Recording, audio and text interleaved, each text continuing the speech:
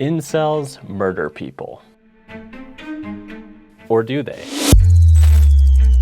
From small beginnings and anonymous usernames to communities of thousands of involuntary celibates, some rising up as extremist leaders and committing the worst possible crimes.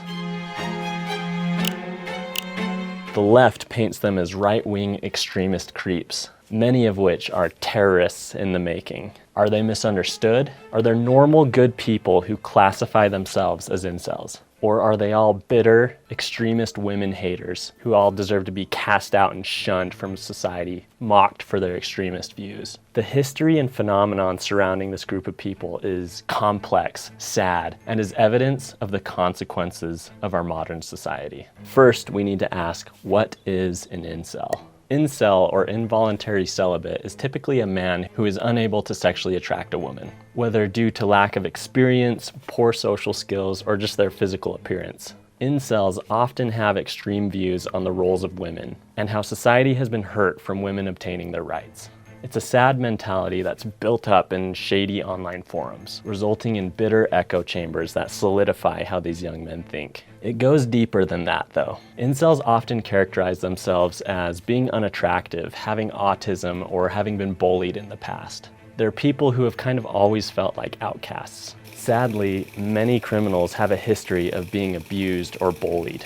But does that mean incels are destined to become criminals? Incels feel like they've been wronged by society. They feel like the very movements that gave women their rights also, by nature, put men down. It's a tough thing because it's really easy to come to incorrect conclusions. Are there toxic feminist movements that put men down? Absolutely. But is that the reason that men have become weak? No, not at all. In a sense, it's a chicken or the egg situation. Men have become weak as life in modern society has become really easy. Screen time, addictions, excess, white-collar jobs, processed foods, and probably 1,000 other things are contributing factors to this. Women having high standards and requiring a lot of their men actually strengthens society as a whole. And there are plenty of women who do that without becoming toxic man haters. So did toxic women create weak men, or did weak men create toxic women? There's a growing movement around the world called the red pill community. It's something heavily promoted by people like Andrew Tate, a right-wing, sexist, and charismatic man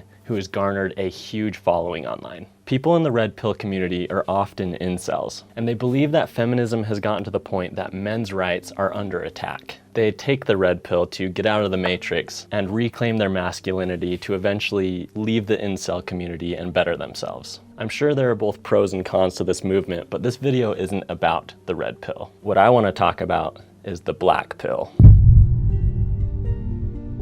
The black pill is for incels who believe that they don't have the ability to change. Their situation is 100% out of their control, and changing in any productive way simply is not possible. It's a defeatist mentality, and it exacerbates the echo chamber and extremist problem. The people who take the black pill are comfortable in their anger. Don't rob me of my hate. It's all I have. Let it go, Edmond. So who are the self-proclaimed incel murderers?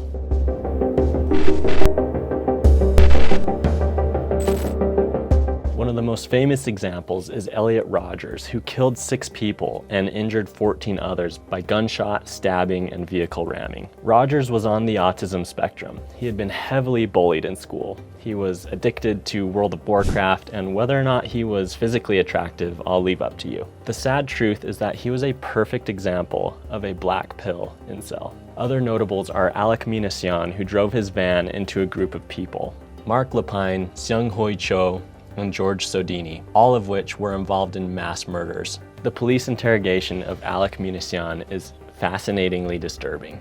I watched a synopsis of it on YouTube. It was almost an hour long, and I highly recommend it if you're interested in seeing how this mentality works in people's minds. We've looked at the dark shadows of the incel movement, but what about the more compassionate side? From the data that I've found online, there are tens of thousands of incels, potentially more than that, but only a handful of them have actually committed these horrible crimes. This is a community of people who are in pain. People who have dark and difficult pasts, and they're looking desperately for a place to fit in. There's a clip of Jordan Peterson that really cut me deeply when he talks about the confused state of these misunderstood men. People have been after me for a long time by because I've been speaking to disaffected young men. You know, what a terrible thing to do that is.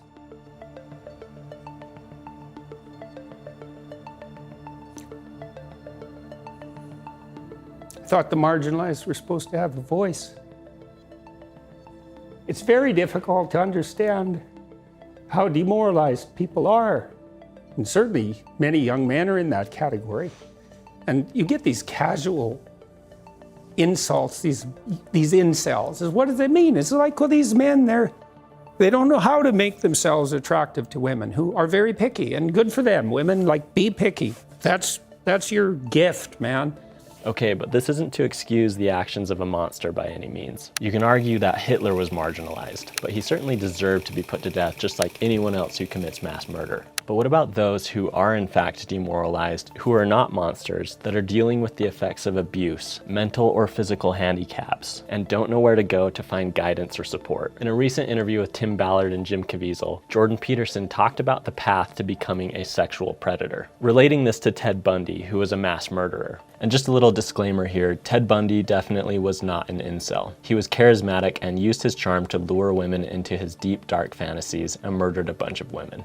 God says to Cain, the spirit of sin crouches at your doorstep like a sexually aroused predatory animal, and you have invited it in to have its way with you.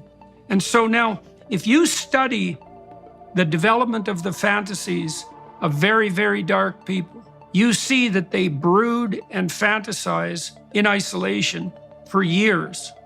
And the fantasies get darker and darker and darker. So they're bitter and resentful to begin with. And then they start fantasizing about, well, what they would want. That can take a sexual end, or it can take a very violent end, or it can take both. And what they're really after is the ultimate in revenge. This feeding on dark desires that eventually leads to letting in the spirit of a sexually aroused predatory animal, which, as Jordan Peterson explains, is what God says to Cain in the Hebrew translation of the Bible. And that is the horrible thing about the black pill community. These are degenerate, low self-esteemed, and angry people, often abused, on the spectrum, and not good looking, who enter into an echo chamber that can very easily become the breeding ground for extremist ideas that eventually result in people committing horrible crimes. So do incels kill people? No. Extremists do, and some of them happen to be incels. Mental disability like autism or physical abuse are very difficult topics to cover, and I don't want to pretend like I'm an authority on the matter. But I do think that people can learn and change. If anything can be taken from this video, it's do not take the black pill. Growth of any kind is a human trait, and none of us are supposed to stay at our current level of existence. A big problem that has helped create this incel movement is how many weak men there are in society today. This is a very widespread issue today. I made a video all about why men have become weak. This is a video that you need to watch because it's such an important issue. Click on it right there. I promise you won't regret it.